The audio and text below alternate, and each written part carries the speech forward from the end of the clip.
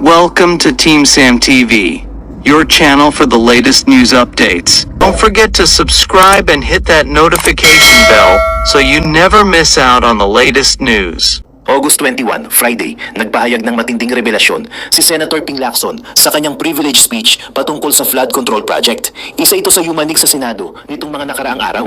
Ang kanyang mga sinabi ay tumama diretso sa puso ng taong bayan. Ang Pilipinas daw ay hindi mahirap na bansa. Hindi tayo kulang sa resources, hindi tayo salat sa likas na kayamanan. Ang tunay na problema, ninakawan tayo. Sistematikong ninanakawan. Kung totoo nga ito, hindi ba't malinaw na isang dambuhalang pangungupit sa kaban ng bayan ang nagaganap? Isang grand robbery ng buong sambayanan? Bago tayo magpatuloy, baka pwedeng palike muna ng video na ito. Malaking tulong po ito sa aming mga content creators. Maraming salamat po.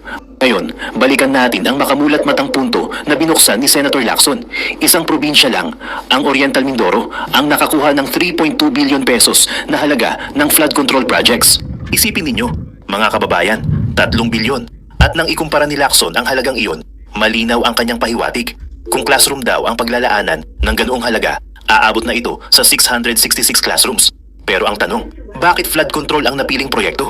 At bakit tila sobra-sobra ang inilaang pondo? Kung tutuusin, 3 milyon lang ang halaga ng isang classroom. Pero bakit tila mas pinapaboran ang proyekto para sa ilang probinsya kaysa sa mga pangangailangang tunay na mararamdaman ng mamamayan?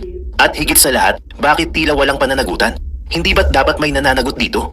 Kung ganito kalaki ang pondo, bakit hanggang ngayon nananatili pa sa pwesto ang mga responsable? Ayon sa mga senador na dumalo, hindi lamang ito tungkol sa pera, kundi tungkol sa kredibilidad ng ating gobyerno. Si Lacson mismo, kahit masama ang kanyang pakiramdam, ay dumalo upang ihayag ang kanyang privilege speech. Sabi nga ng kanyang mga kasamahan, pinagbawalan siya ng doktor na magtrabaho muna, ngunit sa bigat ng isyong ito, mas pinili niyang magsalita. Bakit? Dahil alam niyang ang bawat minuto na lumilipas ay dagdag na pasanin sa taong bayan kung hindi mailalantad ang katotohanan. Ngunit dahil sa kanyang kalagayan, iminungkahi ng ilang senador na ipagpaliban muna ang interpellation at ipagpatuloy na lang sa susunod na session. Pero kahit na ganito, malinaw ang naging epekto ng kanyang talumpati. Nagising ang marami sa masakit na katotohanan na hindi lang bilyon, kundi trilyon-trilyong piso ang maaaring nawawala dahil sa anomalya at katiwaliang nangyayari. Isang senador mula Tarlac ang nagsalita rin. Malinaw ang kanyang mensahe. Hindi biro ang pondong nauuwi sa wala. Ang bilyon-bilyong dapat sanay para sa mamamayan, para sa edukasyon, kalusugan at tunay na solusyon sa baha ay nasasayang at naglalaho na parang bula. Kaya't nananawagan din siya ng masusing investigasyon. Sumunod, ang boses ng Palawan, si Senador Erwin Tulfo, ay mariing naghayag ng suporta kay Lacson. This is nothing less than a grand robbery of our nation, diin niya. At hindi lang po ito haka-haka. Sa Blue Ribbon Committee mismo, binunyag ang napakaraming ghost projects sa flood control. Mga proyektong nakalista, pero wala namang aktual na nangyari. Nakakapanlumo isipin, bilyong-bilyon na ang inilaan para sa flood control. Ngunit sa bawat malakas na ulan, lubog pa rin ang ating mga kababayan sa baha. Nasaan ang mga proyektong ipinangako? Kung may mga master plan nga ba o pabor-paboran lang ang nangyayari?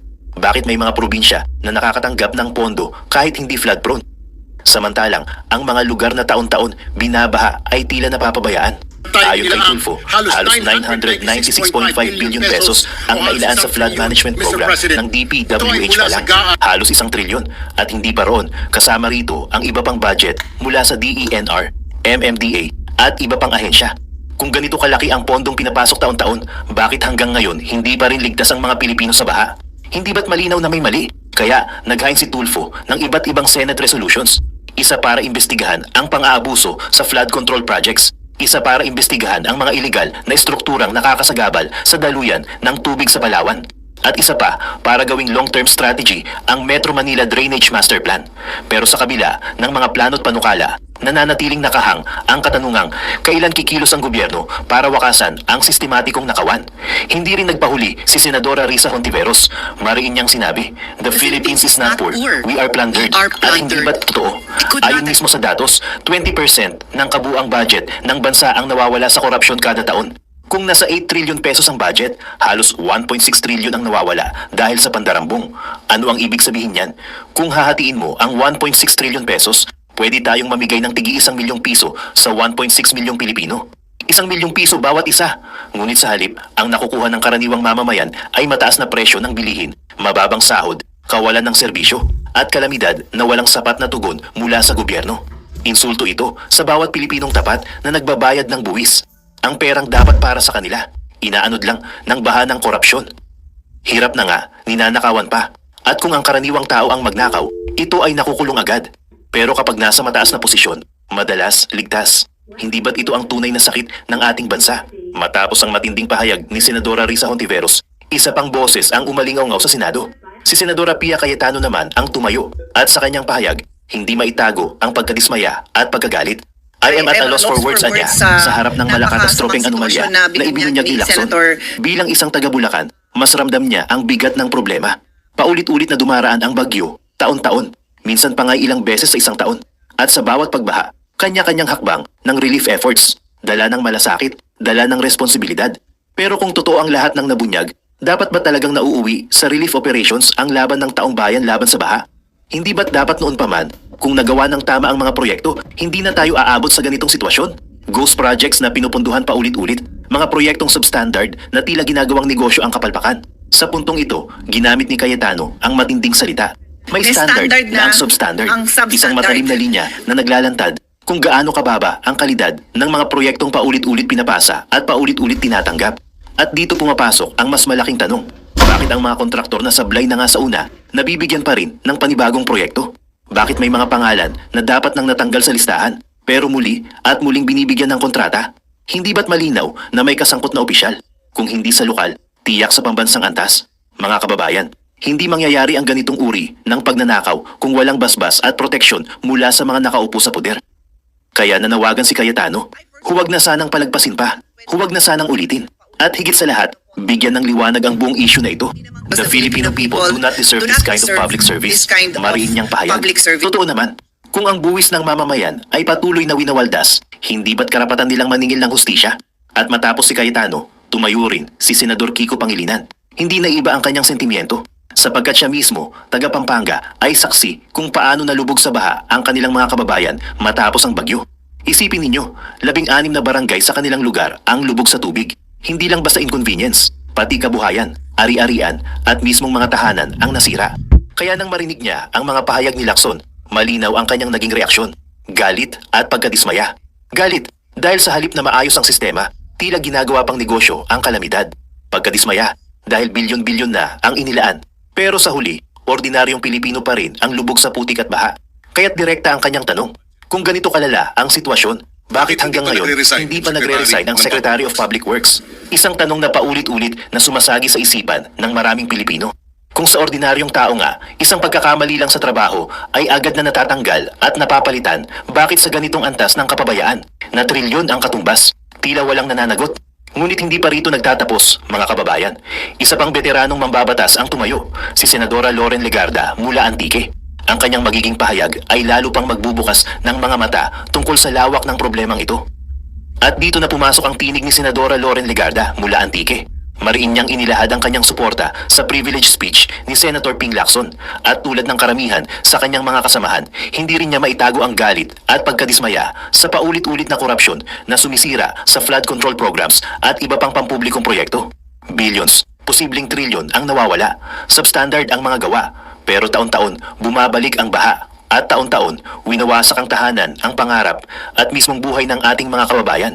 Matinding pahayag ito, mga kababayan, dahil hindi lang usapin ng pera ang nakataya rito, kundi mismong kinabukasan ng libu-libong pamilyang Pilipino. Kaya naman, anya, hindi sapat na imbestigahan lang at parusahan ang mga nagkasala. Kailangan daw ng pangmatagalang solusyon. At dito niya ipinasok ang panukalang tapat na Paglilingkod Act. Isang hakbang na hindi lamang tututok sa pagtutuwid ng mali, kundi sa pag-iwas mismo sa korupsyon. Sa ilalim ng panukalang ito, protektado ang mga whistleblower. Kailangan ding imap ng bawat ahensya ang kanilang corruption risks. At higit sa lahat, ituturo ang integridad at katapatan bilang pamantayan sa serbisyo publiko.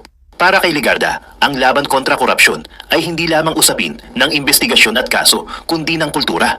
Isang kulturang dapat magsimula ngayon para dumating ang panahon na ang susunod na henerasyon ay hindi na magdadalawang isip na piliin ang katapatan. Dito na natin makikita. Oo, galit ang mga senador. Oo, gusto nila ng hustisya. Pero higit sa lahat, nais nilang mabago ang mismong sistema. Dahil kung paulit-ulit lang na parusa ang sagot, paulit-ulit din tayong babalik sa parehong problema. At matapos ang kanyang talumpati, nagbigay pugay si Legarda kay Senator Ping Lacson. Kahit na siya ay may sakit, Kahit hindi maginhawa ang kanyang kalagayan, tumayo siya upang ilantad ang kabulukan. At dahil dito, dapat natin siyang ipagpasalamat at suportahan. Hindi nagtagal, isa pang boses ang nanaig sa Senado. Mula naman kay Senator Mig Zubiri ng Bukidnon. Sa kanyang pagtayo, diretsong sinabi niya, "Nakakalula talaga, Mr. President, ang privilege speech ni Senator Lacson." Dagdag pa niya, hindi lamang sa Mindoro nangyayari ito. Sa kanyang sariling karanasan sa Bicol, ang probinsya ng kanyang ina sa Albay, kitang-kita rin ang parehong problema. Ghost projects, palpak na proyekto, at paulit-ulit na anomalya. Kwento pa niya, nakapaghatid siya ng ayuda sa Libon at iba pang bayan doon. At mismong mga mamamayan ang nagtatanong sa kanya, "Senador, bakit paulit-ulit ang baha? Bakit hanggang ngayon walang solusyon? Kung ang mga lugar na matagal nang binubuhusan ng pondo ay nananatiling lubog, hindi ba't malinaw na may kamalian ng nangyayari? Hindi ba't halatang may sabwatan sa pagitan ng mga kontraktor at ng ilang opisyal ng gobyerno?" Kaya nanawagan si Zubiri na magkaroon ng Part 2 ang page expose ni Senator Lacson. Hindi lamang para ipakita ang problema sa Mindoro at Bicol, kundi para mailantad din ang iba pang lugar na nagdurusa dahil sa parehong sistema ng katiwalian. Dagdag pa niya, sana raw mailabas ng Senado ang listahan ng mga proponents ng mga proyektong ito.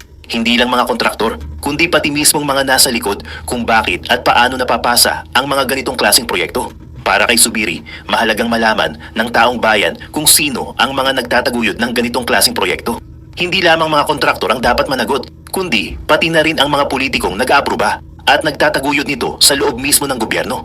Sa huli, muling nagpasalamat si Zubiri kay Senator Lacson, ngunit iniwan niya ang Senado at ang sambayanan ng isang hamon.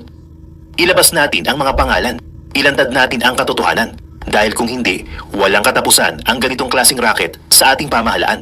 At matapos ang mahabang talakayan, isa pang mahalagang punto ang binigyang diin sa Senado. Lumabas muli ang datos, taon-taon, bilyon-bilyon ang budget ng Department of Public Works and Highways o DPWH. Noong 2023, tinatayang 1.079 billion pesos kada araw ang budget nila. Pagsapit ng 2024, halos 1.342 billion pesos kada araw. Ngayong 2025, umabot pa sa 1.37 billion kada araw. At sa isinusumiti ngayong National Expenditure Program, para sa 2026, higit 1.08 billion pesos kada araw muli ang nakalaan. DPWH lang, mga kababayan. Napakalaking pondo, ngunit bakit sa tuwing may bagyo, paulit-ulit pa rin ang eksena? Tulad na lang sa Hagunoy, Bulacan. Taon-taon, kapag bumubuhos ang ulan at rumaragas ang baha, nakikita natin ang mga kababayan na napipilitang itali ang kanilang sasakyan, Fortuner man o pick-up, sa poste para hindi tangayin ng tubig. Gigising ng madaling araw, lulubog sa baha para magkape, maliligo at saka papasok sa Maynila para maghanap buhay. Pag-uwi ng alas 3 o alas 4 ng madaling araw, baha na naman ang sasalubong. Ito ang realidad na araw-araw na tinitiis ng mga Pilipino. Samantalang dito sa Kongreso at Senado, pinag-uusapan ay bilyon-bilyong pondo na kung minsan ay nauuwi lang daw sa tinatawag na guni-guning proyekto. Kaya nanawagan ng ilang senador, huwag na nating biguin ang mga kababayan natin. Huwag nating hayaang mawalan sila ng pag-asa. Dahil totoo nga, sabi ng ilan sa kanila, wala na, hindi nyo naman magagawa yan. Isang mapait na realidad na bunga ng paulit-ulit na kabiguan ng gobyerno. Dito na rin pumasok si Senator Bongo. Mariin niyang kinondena ang mga irregularidad sa flood control projects. Anya, hindi katanggap-tanggap na habang tumataas ang budget, lalo rin lumalala ang pagbaha. Ang suggestion niya, bakit hindi na lang ilaan ang bahagi ng pondo sa kalusugan? Bakit hindi unahin ang mga ospital tulad ng PGH na mismong binabaha rin?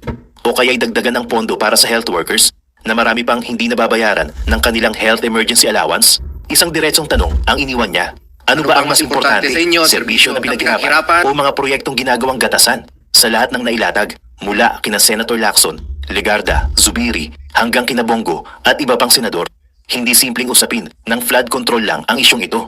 Isa itong systematic modus mula sa pag-identify ng proyekto, sa pag-aproba ng budget, hanggang sa mismong implementasyon. May mga kamay na kumikita habang ang taong bayan ay patuloy na nalulubog sa baha at kahirapan. At kung may bilyon-bilyon tayong nakalaan taon-taon, pero hindi ramdam ng mga tao ang pagbabago, hindi ba't malinaw ang sagot?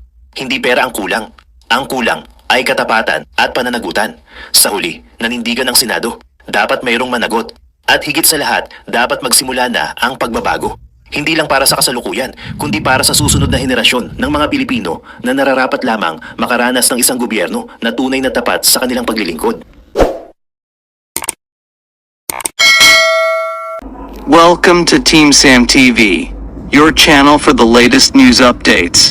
Here, we break down the biggest stories from around the globe, covering everything from breaking news to politics. Whether you want to stay informed or just catch up on what's happening, we've got you covered. So, don't forget to subscribe and hit that notification bell so you never miss out on the latest news. Join the Team Sam TV family, and let's explore the world together, one update at a time.